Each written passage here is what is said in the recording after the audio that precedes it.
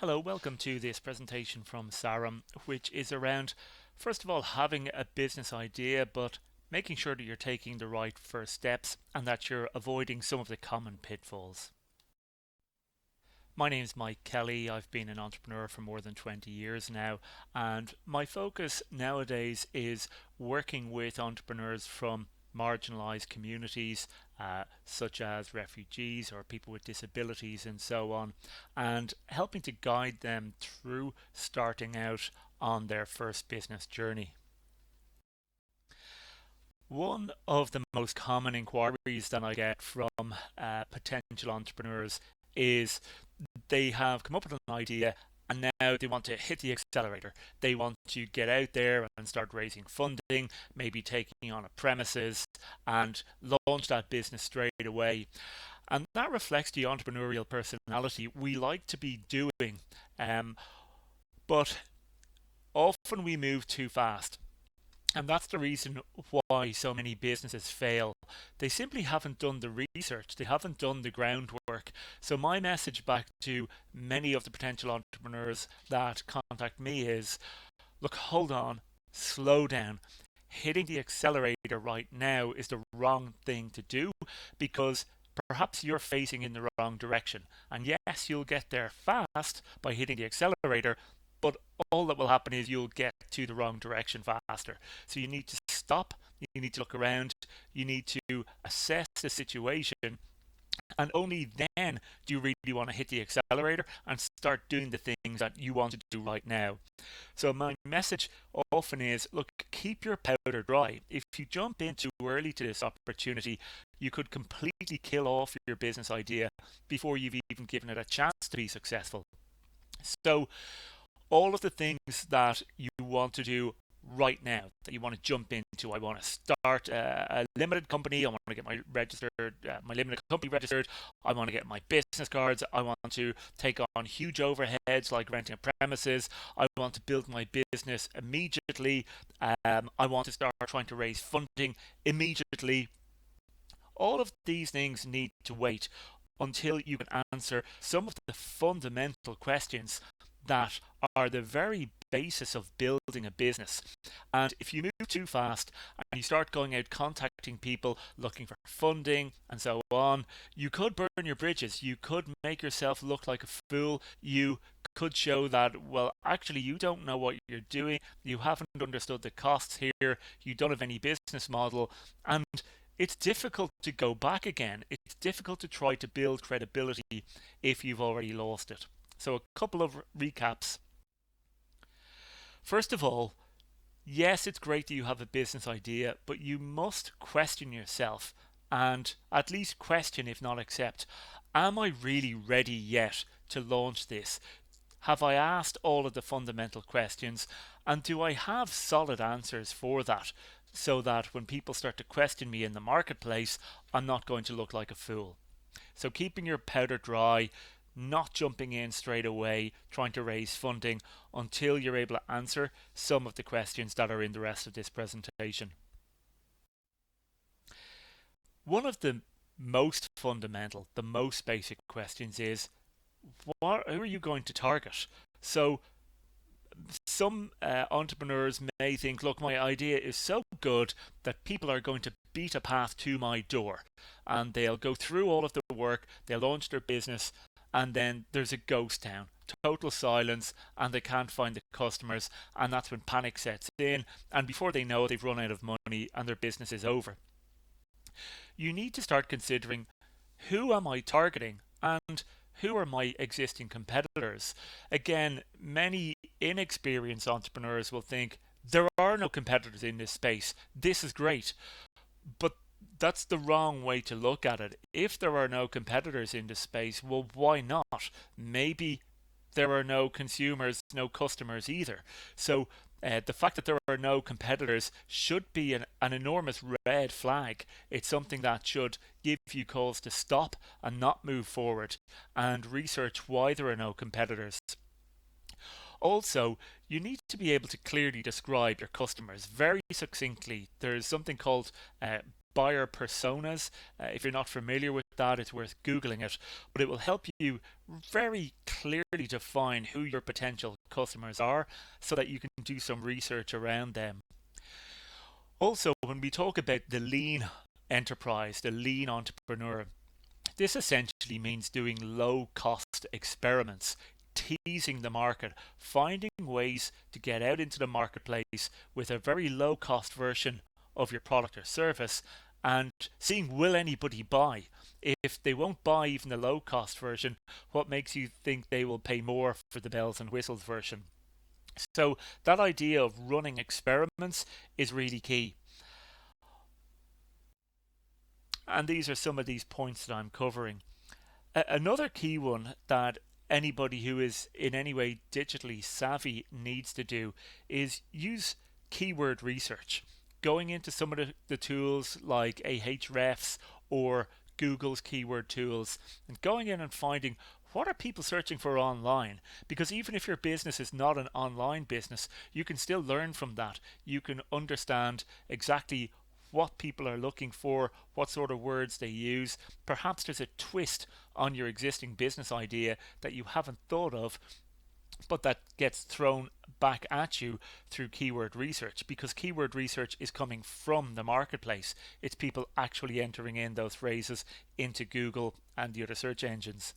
Another thing is to consider, if you're looking at retail, simply standing on the corner of a place where you may want to open a shop or set up a stall and watching who's going by and trying to match that to your potential customers that you've already identified.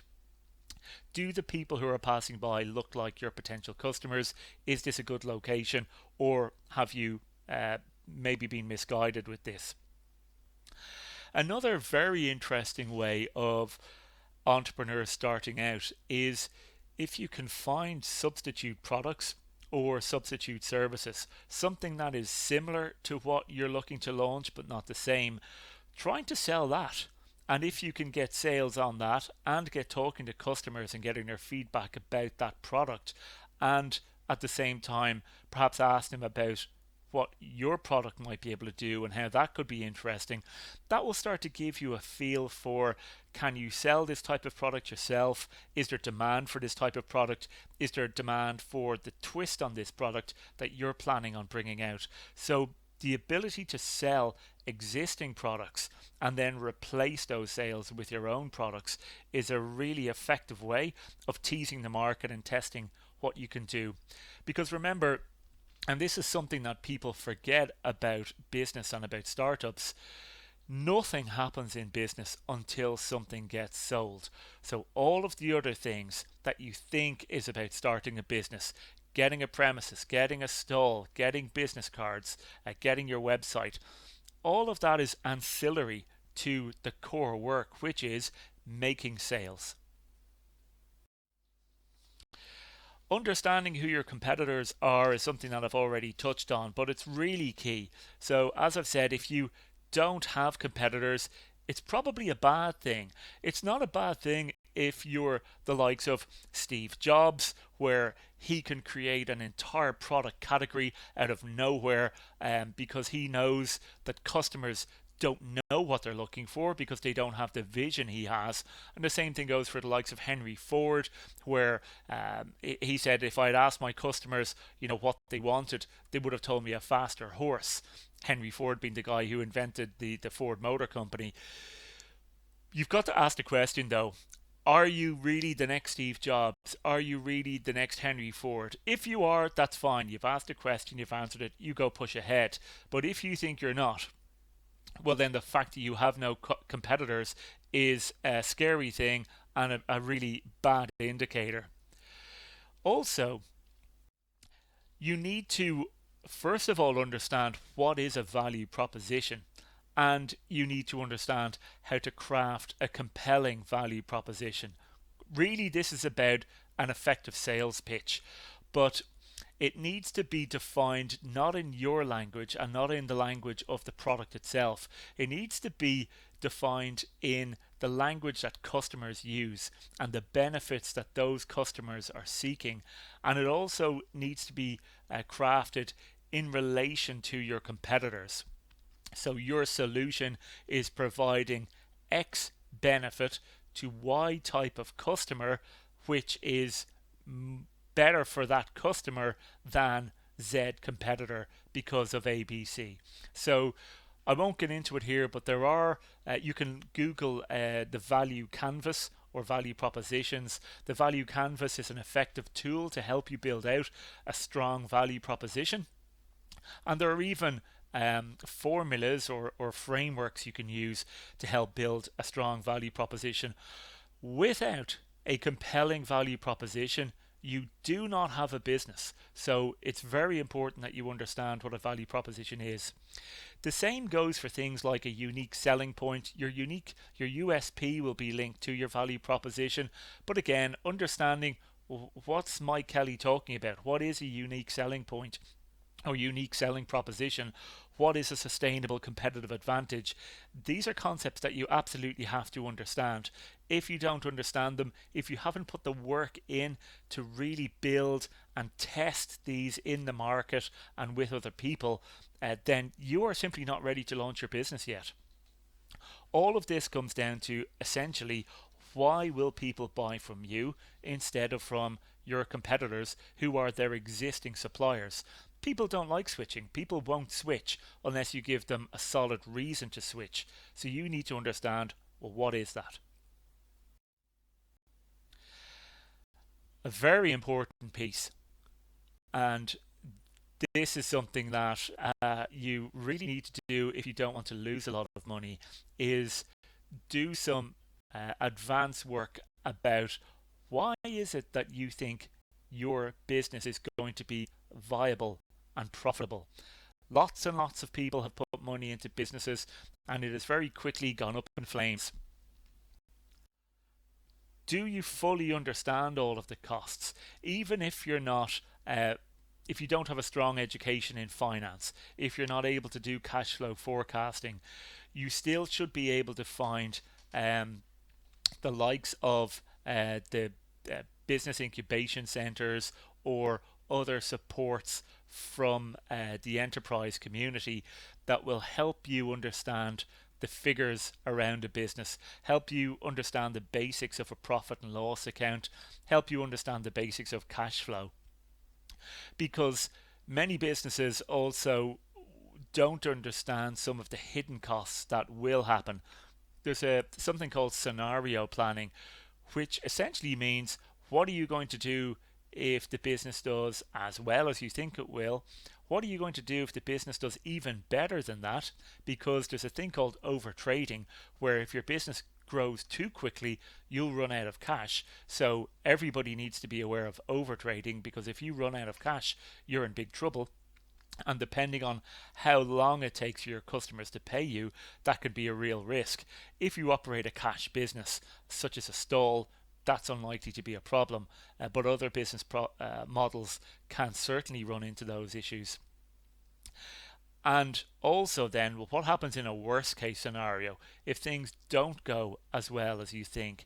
If some unforeseen events come along to slow everything down, to throw you off course, well, how long can you last? How much of a cash buffer do you have?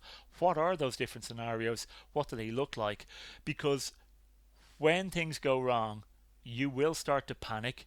That is the worst time to start trying to make decisions. So you need to anticipate what might happen and make some decisions in advance, so that you're making those decisions in a calm environment. You're considering lots of different options, so that when the storm hits, you already have a plan in place that you can go to.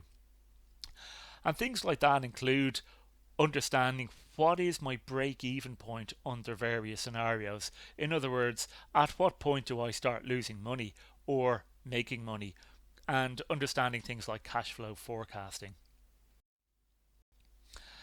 And if you want to be taken seriously by anybody, by investors or the business incubation centres and so on, who perhaps may provide some funding, you really are going to have a business plan in place. If you turn up to those organizations with no business canvas, not even the outline of a business plan, you will not look good. So, a business plan or some sort of documented brief is essential because everybody wants to see that you are taking your business seriously. If you can't even be bothered to put in the work to document out your business idea and put in place some things like value proposition and understanding your competitors and understanding your ideal customer. If you can't even be bothered to put that amount of work in place, why would anybody invest any money at all in you, even in terms of a grant? So you need to be taking yourself and your business seriously. At the very least, having a brief or a canvas in place. I've got links here to a business model canvas that you can use if you're not in a position to be able to put together a full business plan. But at least that means you'll be showing up with something that shows you have been putting the work in.